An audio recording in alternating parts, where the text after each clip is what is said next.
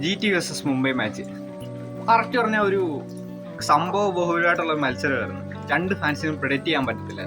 അഥവാ ഇടയ്ക്ക് മുംബൈ ജയിക്കുമെന്ന് വിചാരിച്ചു, ഇടയ്ക്ക് GT ജയിക്കുമെന്ന് വിചാരിച്ചു, അത് കഴിഞ്ഞ് പിന്നെയും GT ജയിക്കുമെന്ന് വിചാരിച്ചു, മുംബൈ ജയിക്കുമെന്ന് വിചാരിച്ചു. അങ്ങനെ മിക്സഡായിട്ടുള്ള ഒരു അൺപ്രഡിക്റ്റബിൾ ആയിട്ടുള്ള മാച്ചായിരുന്നു. ചില പ്രത്യേകതരം ഫാൻസിൻ്റെ അവസ്ഥ ഒന്ന് ആലോചിച്ച് നോക്കണം. ആദ്യം മുംബൈയുടെ കുറേ ക്യാച്ചുമാരെ വിട്ടപ്പോഴത്തേക്കും കോഴയാണ്, മറ്റേതാണ്, മറിച്ചതാണെന്ന് പറഞ്ഞ് കരച്ചിലങ്ങോട്ട് തുടങ്ങി. 1-2 ഗ്രൂപ്പിലുണ്ട്. അങ്ങനെ അത് കണ്ടൊരു കാഴ്ച ഞാൻ പറയാം. അപ്പോൾ പൊതുവേ ഇങ്ങനെയൊക്കെ ആയിരിക്കുമല്ലോ വരുന്നത്. അങ്ങനെ രോഹിത് നിന്ന് അടിക്കാൻ തുടങ്ങിയപ്പോൾ പറഞ്ഞു രോഹിത്തിനൊരു 50 പദ്ധതിയാണെന്ന്. ഓക്കെ, അങ്ങനെ മുമ്പോട്ട് പോയപ്പോഴാണ് കളി ഒരു 220+ അടിച്ചു. മുംബൈ ഗെയിം ഇച്ചിരി സെറ്റിലാക്കി. ആ ഒരു സൈഡിൽ നിന്ന് സായി സുദർശൻ നിന്ന് അടിക്കാൻ തുടങ്ങിയപ്പോഴത്തേക്ക് GTയുടെ പ്ലെയർ നിന്ന് അടിക്കാൻ തുടങ്ങിയപ്പോഴത്തേക്ക് ഇവന്മാർ ട്രാക്ക് മാറ്റി. പക്ഷെ പറയാതിരിക്കാൻ പറ്റത്തില്ല കേട്ടോ, Sai Sudarshan world class player, respect ചെയ്തേ പറ്റത്തുള്ളൂ. അങ്ങനെ ഒരു മുതലിന് ക്ലാസ് എന്ന് പറഞ്ഞാൽ അതാണ്. നമ്മൾ വിഷയത്തിൽ തന്നെ മാറി.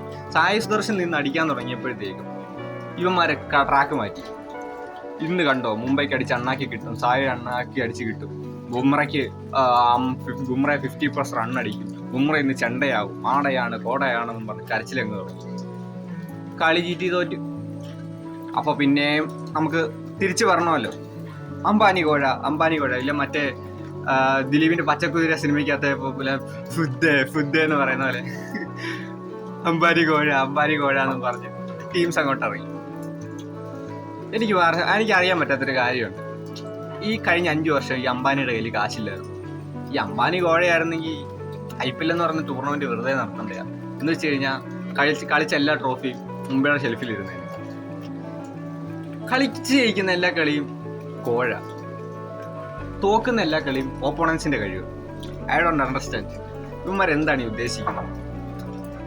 ചില ടീമിനെയൊക്കെ കോഴ കാരണം പുറത്താക്കിയിട്ട് വരെയുണ്ട്. IPL നിന്ന് ബാൻ ചെയ്തിട്ടുണ്ട് 2 വർഷത്തേക്ക്. എന്നിട്ട് കോഴ എന്നുള്ള കുറ്റം മുംബൈക്ക്. ഇത് അടി കൊണ്ട് അല്ല, മറ്റേ ആട് സിനിമയ്ക്കകത്ത് പറയല്ലോ, പടക്കം പൊട്ടിച്ച് അവനാന്നേലും ശബ്ദം കേട്ടാനാ കേസെന്ന്. അതേപോലെ. Okay, by.